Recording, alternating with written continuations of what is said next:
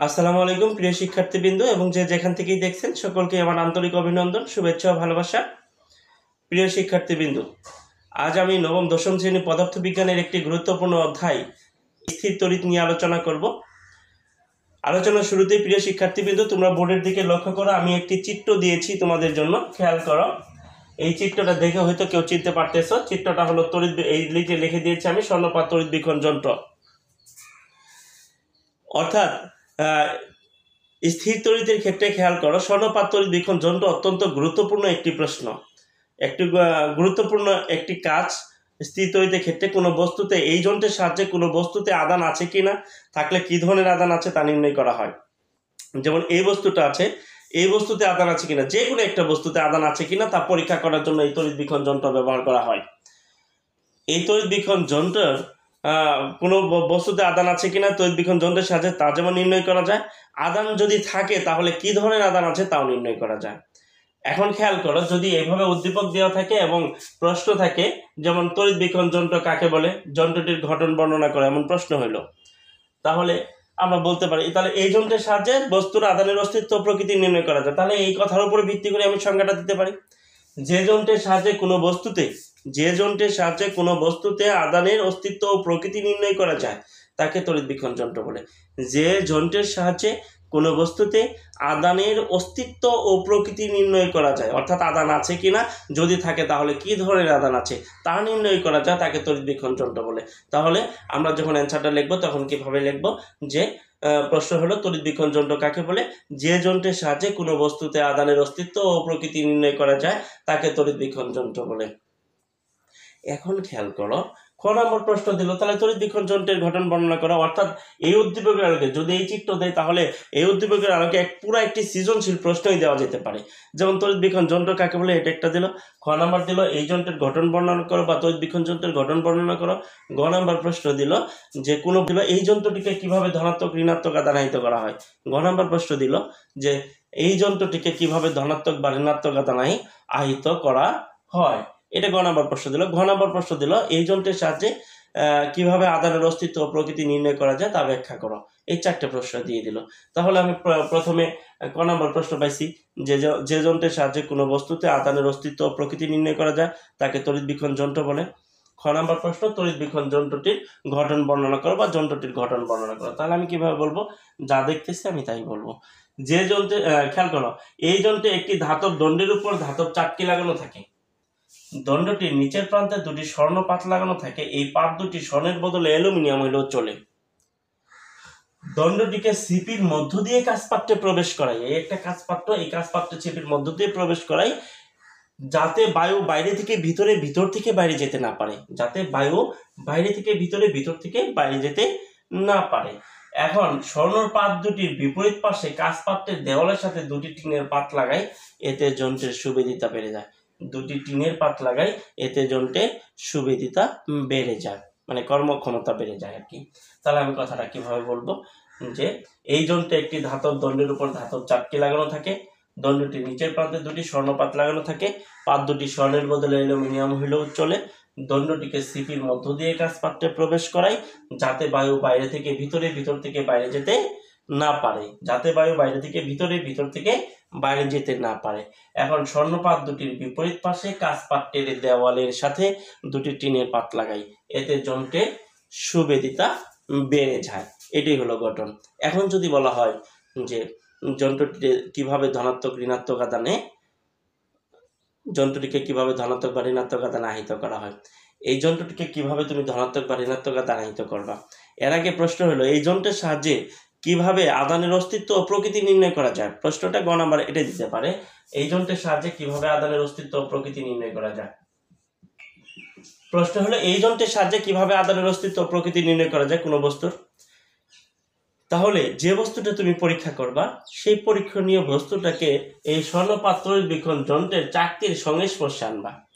এখানে দেওয়ার পর যদি এই পাত দুটির ফাঁক বেড়ে যায় অথবা কমে যায়, এই পাত দুটির ফাঁক বেড়ে যায় অথবা কমে যায় অথবা নড়াচড়া করে কোনো প্রকার বিক্ষেপ দেয়, তাহলে বুঝতে হবে এই বস্তুটিতে, পরীক্ষণীয় বস্তুটিকে আদান আছে।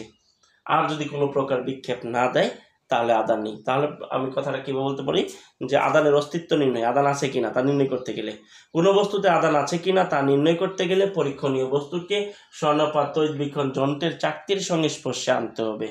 এতে যদি স্বর্ণপাত দুটির ভাগ বেড়ে যায় অথবা কমে যায় অথবা নড়াচড়া অর্থাৎ কোনো প্রকার বিক্ষেপ দেয় তাহলে বুঝতে হবে বস্তুটিতে আদান আছে। আর যদি নড়াচড়া না করে তাহলে বুঝতে হবে বস্তুতে আদান নেই। এখন হলো আদানের প্রকৃতি নির্ণয়। যদি কোনো বস্তুতে আদান থাকে তাহলে কি ধরনের আদান আছে, ধনাত্মক আদান আছে না ঋণাত্মক আদান আছে, এটা তুমি কিভাবে নির্ণয় করতে পারো? একেবারে সহজ। কোনো বস্তুতে কি ধরনের আদান আছে তা নির্ণয় করতে গেলে প্রথমে যন্ত্রটিকে ধনাত্মক বা ঋণাত্মক আদান আহিত করতে হবে। এখন যন্ত্রটিকে কিভাবে ধনাত্মক বা ঋণাত্মক আদান আহিত করবা সেটা আমি পরে দেখাচ্ছি।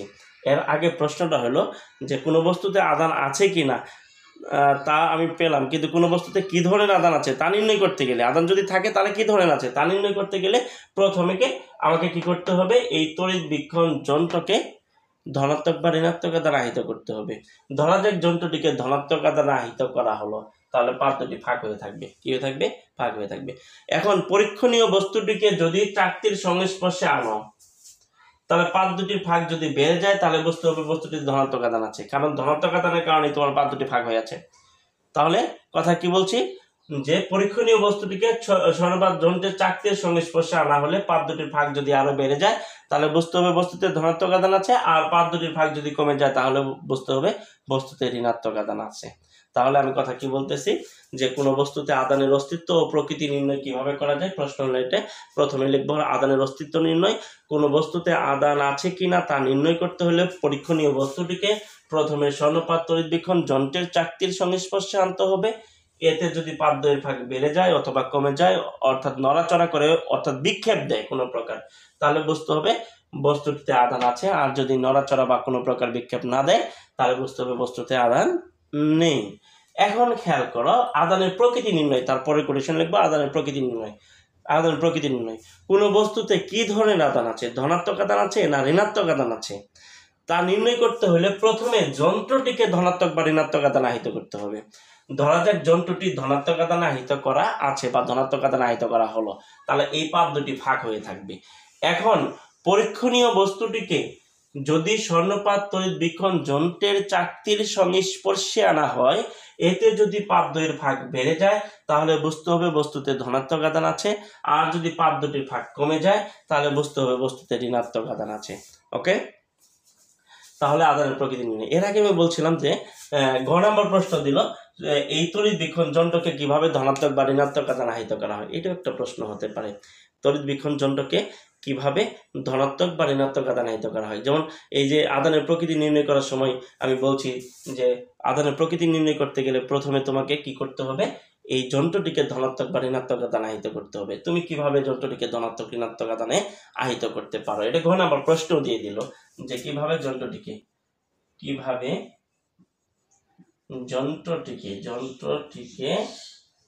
ধনাত্মক বা ঋণাত্মক আদানে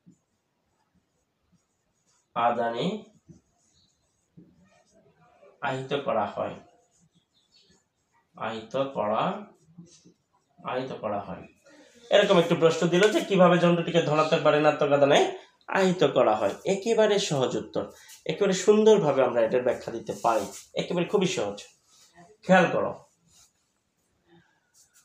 যন্ত্রটিকে যদি ধনাত্মক আদান আহিত করতে চাও তাহলে কি করতে হবে, একটি কাচদণ্ডকে রেশম দ্বারা ঘষলে, মনে করি এটা একটা কাচদণ্ড, একে রেশম দ্বারা যদি ভালোভাবে আমি ঘষি তাহলে কাচদণ্ডের ধনাত্মক আদানের উদ্ভব ঘটবে, কারণ কাচদণ্ড হইতে কিছুটা ইলেকট্রন রেশমে চলে যাবে। যখন রেশমে চলে যাবে তখন কাচদণ্ডের ধনাত্মক আদানের উদ্ভব ঘটবে। খেয়াল করিও, একটা কাচদণ্ডকে রেশম দ্বারা ঘষলে কাচদণ্ড হইতে কিছু ইলেকট্রন রেশমে চলে যাবে, তখন কাচদণ্ড ধনাত্মক আদানের উদ্ভব ঘটবে। এই কাচদণ্ডকে ধনাত্মক আদানের উদ্ভব ঘটার পর কাচদণ্ডটিকে স্বর্ণপাত তড়িৎবীক্ষণ যন্ত্রের চাকতির সংস্পর্শে আনা হলে দণ্ড হইতে কিছুটা আদান চাকতিতে চলে যাবে, চাকতি হইতে ধাতব দণ্ড বেয়ে বেয়ে স্বর্ণপাতে চলে যাবে। স্বর্ণপাত দুটি একই জাতীয় আদান, কারণ এই দণ্ড বেয়ে বেয়ে ধনাত্মক আদানই আসছে, এখানে ধনাত্মক আদান কাচদণ্ড তৈরি হয়েছিল, এই ধনাত্মক আদানই চাকতিতে চলে গেছে, চাকতি হইতে দণ্ড বেয়ে বেয়ে স্বর্ণপাতে আসছে, স্বর্ণপাতে কি আসছে? ধনাত্মক আধান, দুইটাতেই ধনাত্মক আধান, তাহলে সমজাতীয় আধান। যখন এক জাতীয় আধান আসবে তখন পরস্পরকে বিকর্ষণ করবে, পাত দুটি ফাঁক হয়ে যাবে। এখন কাজদণ্ডকে সরিয়ে নিলে এই পাত দুটির ফাঁক আর কমে না, যেহেতু আমি সরিয়ে নিয়েছি। যদি আধান যা আমি এখানে গিয়েছিল তা যদি ফিরে আসতো তাহলে তো আবার আগের অবস্থানে চলে আসতো। যেহেতু এটি সরিয়ে নিলে এই পাত দুটির ফাঁক আর কমতেছে না, তাহলে বুঝতে হবে যন্ত্রটি এখন ধনাত্মক আধান আহিত হয়েছে। তাহলে আমি কথা কিভাবে বলবো? যে প্রশ্ন হলো কিভাবে যন্ত্রটিকে ধনাত্মক ও ঋণাত্মক আধান আহিত করা হয়। ধনাত্মক আধান আহিতকরণ কিভাবে ধনাত্মক আধান আহিত করব? একটি কাচদণ্ডকে রেশম দ্বারা ঘষলে কাচদণ্ড হইতে ইলেকট্রন রেশমে চলে যায়, তখন কাচদণ্ড ধনাত্মক আধান আহিত হয়। কাচদণ্ডটিতে ধনাত্মক আধান উৎপন্ন হয় বা কাচদণ্ডটি ধনাত্মক আধান যুক্ত হয়। এখন কাচদণ্ডকে স্বর্ণপাত তড়িৎ বিক্ষণ যন্ত্রের চাকতির সংস্পর্শে আনা হলে এই কাচদণ্ড হইতে আধান চাকতিতে চলে যায়, চাকতি হইতে ধাতব দণ্ড বেয়ে বেয়ে স্বর্ণপাতে চলে যায়। স্বর্ণপাত দুটি একই জাতীয় আধান পেয়ে পরস্পরকে বিকর্ষণ করে এবং দূরে সরে যায়। এখন কাচদণ্ড হইতে দণ্ডটিকে এখন চাকতি হইতে কাচদণ্ডকে সরিয়ে নিলে এই পাত দুটির ফাঁক আর কমে না, সুতরাং তখন যন্ত্রটি ধনাত্মক আধানে আহিত হয়েছে। এখন ঋণাত্মক আধানে কিভাবে আহিত করবা? একইভাবে তাহলে লিখবো ঋণাত্মক আধান আহিতকরণ। তাহলে একটি ইবোনাইট দণ্ডকে ফানেল দ্বারা ঘষলে, কি দ্বারা ঘষলে? ফানেল দ্বারা ঘষলে ইবোনাইট দণ্ড ইলেকট্রন গ্রহণ করে। কোত্থেকে? ফানেল হইতে। ইবোনাইট দণ্ড যখন ইলেকট্রন গ্রহণ করে তখন ইবোনাইট দণ্ড ঋণাত্মক আধান যুক্ত হয়। তাহলে ইবোনাইট দণ্ডকে ফানেল দ্বারা ঘষলে ইবোনাইট দণ্ড ইলেকট্রন গ্রহণ করে, ইবোনাইট দণ্ডটি ঋণাত্মক আধান যুক্ত হয়। এখন দণ্ডটিকে ঋণাত্মক আধান যুক্ত হলে ইবোনাইট দণ্ডটিকে স্বর্ণপাত তড়িৎ বিক্ষণ যন্ত্রের চাকতির সংস্পর্শে আনা হলে কিছুটা আধান চাকতিতে চলে যায়, চাকতি হইতে ধাতব দণ্ড বেয়ে বেয়ে স্বর্ণপাতে চলে যায়। স্বর্ণপাত দুটি একই জাতীয় আধান পেয়ে পরস্পরকে বিকর্ষণ করে এবং দূরে সরে যায়। এখন চাকতি হইতে ইবোনাইট দণ্ডকে সরিয়ে নিলে এই পাত দুটির ফাঁক আর কমে না, পাত দুটির ফাঁক আর কমে না, তখন যন্ত্রটি ঋণাত্মক আধানে আহিত হয়েছে বলে ধরে নেওয়া হয়। এভাবে স্বর্ণপাত তড়িৎ বিক্ষণ যন্ত্রকে ধনাত্মক বা ঋণাত্মক আধানে আহিত করা হয়। প্রিয় শিক্ষার্থীবৃন্দ, স্থির তড়িতের ক্ষেত্রে একটি গুরুত্বপূর্ণ প্রশ্ন সবসময় বোর্ড পরীক্ষায় এসে থাকে, তা হলো তড়িৎ আবেশ কি? তড়িৎ আবেশ কি? খেয়াল করো, তড়িৎ আবেশ বলতে কি বোঝায় এমনও বোঝায়, বা তড়িৎ আবেশ কাকে বলে এরকম একটি সংজ্ঞা বোঝায়। তড়িৎ আবেশ কাকে বলে সুন্দর করে আমি সংজ্ঞা দিতে পারি, কিন্তু এর আগে বিষয়টা আমাকে বুঝতে হবে তড়িৎ আবেশ কি। তড়িৎ আবেশ হলো একটি অনাহিত বস্তুকে আহিত বস্তুর সংস্পর্শে না এনে শুধুমাত্র কাছাকাছি এনে, সংস্পর্শ মানে স্পর্শ না করিয়ে, সংস্পর্শ না এনে শুধুমাত্র কাছাকাছি এনে আহিত করার পদ্ধতিকে তড়িৎ আবেশ বলে। আমি এটা সোজা সংজ্ঞা দিতে পারি, কিন্তু বিষয়টা আমাকে বুঝতে হবে ভালোভাবে তড়িৎ আবেশটা কি, কিভাবে আমি একটা অনাহিত বস্তুকে আহিত করতে পারি একটা আহিত বস্তুর সংস্পর্শে না এনে, এই জিনিসটা ভালোভাবে বুঝতে হবে। খেয়াল করো, এখানে এই যে একটা আহিত বস্তু দিছি, এটা ধনাত্মক আধান যুক্ত একটা আহিত বস্তু, আর এটা অনাহিত বস্তু, এর মধ্যে ধনাত্মক ঋণাত্মক আধানের সংখ্যা সমান আছে। আহিত বস্তু বলতে কি বুঝি? কোনো বস্তুতে যে কোনো আধানের পরিমাণ বেশি আছে তখন তাকে আহিত বলি। যদি ধনাত্মক আধানের পরিমাণ কোনো বস্তুতে বেশি থাকে তাহলে ধনাত্মক আধান আহিত বস্তু বলি। কোনো বস্তুতে যদি ঋণাত্মক আধানের সংখ্যা ধনাত্মক আধানের চেয়ে বেশি থাকে তখন ঋণাত্মক আধান আহিত বস্তু বলি। যখন কোনো বস্তুতে ধনাত্মক ঋণাত্মক আধানের সংখ্যা সমান থাকে তখন তাকে কিন্তু আমি অনাহিত বস্তু বলি, কারণ তাদের ধনাত্মক ঋণাত্মক আধানের সংখ্যা সমান, তখন তাকে আমরা আধান নিরপেক্ষ বলে থাকি, অনাহিত বস্তু বলে থাকি। তাহলে আমি আহিত বস্তু কাকে বলতেছি, অনাহিত বস্তু কাকে বলতেছি, নিরপেক্ষ বস্তু কাকে বলতেছি? খেয়াল করো, কোনো বস্তুতে যদি কোনো একটি আধানের পরিমাণ বেশি থাকে তাহলে আহিত বস্তু। কোনো বস্তুতে যদি আধানের পরিমাণ সমান থাকে তখন অনাহিত বস্তু। আহিত বস্তু দুই ধরনের হয়, একটা হলো ধনাত্মক আধান আহিত বস্তু, একটা হলো ঋণাত্মক আধান আহিত বস্তু। যদি কোনো বস্তুতে ঋণাত্মক আধানের চেয়ে ধনাত্মক আধানের সংখ্যা বেশি থাকে তখন আমরা তাকে ধনাত্মক আধান যুক্ত বস্তু বা ধনাত্মক আধানে আহিত বস্তু বলি।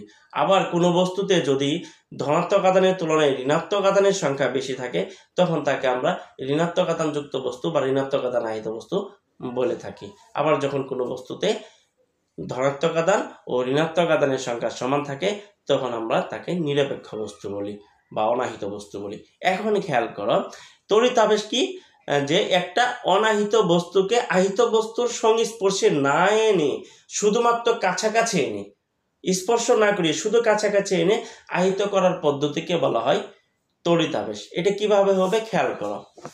একটা ধনাত্মক আধানযুক্ত আহিত বস্তু আর একটা অনাহিত বস্তু যখন আমি কাছাকাছি আনি, তখন আমরা একটা কথা জানি যে একই জাতীয় আধান পরস্পরকে বিকর্ষণ করে, অর্থাৎ সমজাতীয় আধান পরস্পরকে বিকর্ষণ করে দূরে ঠেলে দেয়, আর বিপরীত জাতীয় আধান পরস্পরকে আকর্ষণ করে। এটা একটি অনাহিত বস্তু, তার মধ্যে এর মধ্যে ধনাত্মক ঋণাত্মক আধানের সংখ্যা সমান আছে। এটা হলো আহিত বস্তু, ধনাত্মক আধানের সংখ্যা এখানে ধনাত্মক আধানের সংখ্যা বেশি আছে, ধনাত্মক আধানে আহিত বস্তু এটা। এখন কাছাকাছি যখন আনছি তখন কি ঘটলো খেয়াল করো। আমি আগেই বলছি যে বিপরীত জাতীয় আধান পরস্পরকে আকর্ষণ করে, এই ধনাত্মক আধানগুলো এখানে যে ঋণাত্মক আধান আছে তাদেরকে আকর্ষণ করছে, কাছাকাছি নিয়ে আসার সাথে সাথেই ধনাত্মক আধানকে বিকর্ষণ করছে, বিদায় বা ধনাত্মক আধানগুলো দূরে চলে গেছে এবং ঋণাত্মক আধানগুলো আকর্ষণ করছে। এই ঋণাত্মক আধানগুলো এই ধনাত্মক আধানগুলো আকর্ষণ করছে, এদিকে সরে আসছে। এখন খেয়াল করো, তাহলে এটা ধনাত্মক আধানযুক্ত আহিত বস্তু, এটা অনাহিত বস্তু, নিরপেক্ষ বস্তু, ধনাত্মক ও ঋণাত্মক উভয় আধানের সংখ্যা সমান। এখন যখন কাছাকাছি আনছি তখন কি ঘটছে যে ধনাত্মক আধানগুলো এখানে থাকা ধনাত্মক আধানকে বিকর্ষণ করছে, দূরে চলে গেছে, এখানে থাকা ঋণাত্মক আধানগুলো আকর্ষণ করছে এবং এই ঋণাত্মক আধানগুলো এই ধনাত্মক আধানগুলোকে আকর্ষণ করে কাছাকাছি নিয়ে আসছে। এখন যদি তুমি এখানে ভূসংযোগ করো, কারণ পৃথিবী বিশাল এক তড়িৎ ক্ষেত্র, এখানে ধনাত্মক, এখানে তড়িৎ বিভব শূন্য ধরা হয়। কি কারণে ধরা হয়? এখানে অসীম পরিমাণ আধানের সংখ্যা আছে যা পরিমাপ করা সম্ভব নয়, এমন পরিমাণ আধান আছে। এখন তুমি যখন ভূসংযোগ করবা, এর বিকর্ষণের কারণে তার দ্বারা এটি ভূমিতে চলে যাবে। যখন ভূমিতে চলে যাবে, ভূমি থেকে ঋণাত্মক আধান এসে একে নিস্তরিত করবে। তখন যখন এটা ভূমিতে চলে যাবে, এই আধানটা ভূমিতে চলে যাবে, ধনাত্মক আধান ভূমিতে চলে যাবে, ভূমির মধ্যে থাকা অসংখ্য ঋণাত্মক আধান এসে একে নিস্তরিত করে ফেলবে। তখন এই আধান আর থাকলো না। তখন এখানে যদি ভূসংযোগ শেষ করে দাও, এখানে ভূসংযোগটা কি করে দাও, বিচ্ছিন্ন করে দাও, দেখো এখন এই বস্তুটি ঋণাত্মক আধানে আহিত হয়েছে। এই ঋণাত্মক আধানে যে আহিত করলাম, এই পদ্ধতিটি হলো আমার তড়িতাবেশ। আশা করি তড়িতাবেশ তোমরা বুঝতে পেরেছো। তাহলে আমরা কথা কি বলছি, যে একটি অনাহিত বস্তুকে আহিত বস্তুর সংস্পর্শ না এনে শুধুমাত্র কাছাকাছি এনে আহিত করার পদ্ধতিকে বলা হয় তড়িতাবেশ। যেমন একটি ধনাত্মক আধান আহিত বস্তু আর একটি নিরপেক্ষ বা অনাহিত বস্তুকে যদি কাছাকাছি আনা হয়, ধনাত্মক আধান আমরা জানি একই জাতীয় আধান পরস্পরকে বিকর্ষণ করে, বিপরীত জাতীয় আধান পরস্পরকে আকর্ষণ করে, তাই ধনাত্মক আধানগুলো এই অনাহিত বস্তুতে থাকা ঋণাত্মক আধানকে আকর্ষণ করে এবং তার দিকে চলে আসে, তার মেরুতে চলে আসে। দুই মেরু সৃষ্টি হয় এই ক্ষেত্রে, তার এই মেরুতে চলে আসে এবং ধনাত্মক আধানগুলো বিপরীত মেরুতে চলে যায়। এখন তার দ্বারা ভূসংযোগ করা হলে বিকর্ষণের কারণে তার দ্বারা ভূমিতে চলে যাবে ধনাত্মক আধানগুলো। ভূমিতে অসংখ্য ঋণাত্মক আধান আছে যারা ধনাত্মক আধানকে নিস্তরিত করে। এখন ভূসংযোগ বিচ্ছিন্ন করা হলে বস্তুটি ঋণাত্মক আধান আহিত হয়, আর এইভাবে আহিত করার পদ্ধতিকে বলা হয় তড়িতাবেশ।